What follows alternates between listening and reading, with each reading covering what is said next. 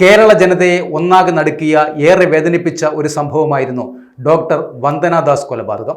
കേരള മനസാക്ഷിയെ ആകെ നടുക്കിയ കൊട്ടാരക്കര താലൂക്ക് ആശുപത്രിയിലെ ഡോക്ടർ വന്ദനാദാസ് കൊലപാതക കേസിൽ പ്രതിയായ കൊടവട്ടൂർ സ്വദേശി സന്ദീപിന് ജീവപര്യന്തം തടവ് ശിക്ഷ.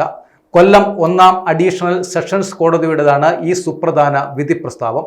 പ്രതിക്ക് വധശിക്ഷ തന്നെ നൽകണമെന്ന പ്രോസിക്യൂഷന്റെ ശക്തമായ വാദം നിലനിൽക്കെയാണ് കോടതി ജീവപര്യന്തം ശിക്ഷ വിധിച്ചത്.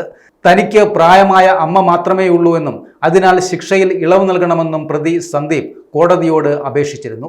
എന്നാൽ സമൂഹത്തിന് മാതൃകയാകേണ്ട ഒരു അധ്യാപകൻ നടത്തിയ ഈ നിഷ്ഠൂരമായ ക്രൂരതയ്ക്ക് യാതൊരുവിധ വിട്ടുവീഴ്ചയും നൽകരുത് എന്ന കർശന നിലപാടാണ് പ്രോസിക്യൂഷൻ കോടതിയിൽ സ്വീകരിച്ചത്. 2023 മെയ് 10 പുലർച്ചെയായിരുന്നു നാടിനെ ഒന്നാകെ കണ്ണീരിലാഴ്ത്തിയ ഈ സംഭവം അരങ്ങേറുന്നത്. കാലിനേറ്റ പരിക്കിന് ചികിത്സ തേടിയാണ് പൂയപ്പള്ളി പോലീസിന്റെ അകമ്പടിയോടെ പ്രതി ആശുപത്രിയിലേക്ക് എത്തുന്നത്. എന്നാൽ പരിശോധനാ മുറിയിലുണ്ടായിരുന്ന സർജിക്കൽ കത്രിക പെട്ടെന്ന് കൈക്കലാക്കിയ സന്ദീപ് അവിടെ ഉണ്ടായിരുന്നവരെ ആക്രമിക്കുകയായിരുന്നു.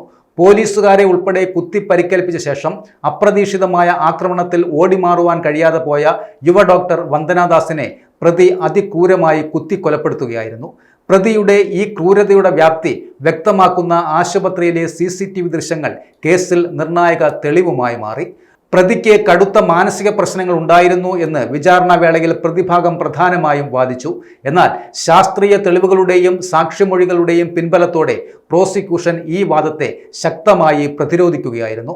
പ്രതി മരുന്നുകൾ ഉപയോഗിക്കുന്നുണ്ട് എങ്കിലും ഗുരുതരമായ മാനസിക അസ്വാസ്ഥ്യങ്ങൾ ഇല്ലെന്നും കൊലപാതകം നടത്തുമ്പോൾ കൃത്യമായ ബോധമുണ്ടായിരുന്നുവെന്നും പ്രോസിക്യൂഷൻ കോടതിയെ ബോധ്യപ്പെടുത്തുകയും ചെയ്തു. ഏറെ നാളത്തെ നിയമ പോരാട്ടത്തിനൊടുവിലാണ് കേസിൽ ഇപ്പോൾ ഈ വിധി വന്നിരിക്കുന്നത്. കേസുമായി ബന്ധപ്പെട്ട് 70-ലധികം സാക്ഷികളെ വിചാരണ വേളയിൽ കോടതി വിസ്തരിക്കുകയും ചെയ്തു. ഇതുകൂടാതെ 207 രേഖകളും 22 തൊണ്ടി മുതലുകളുമാണ് പ്രോസിക്യൂഷൻ കോടതിക്ക് മുമ്പാകെ ഹാജരാക്കിയത്.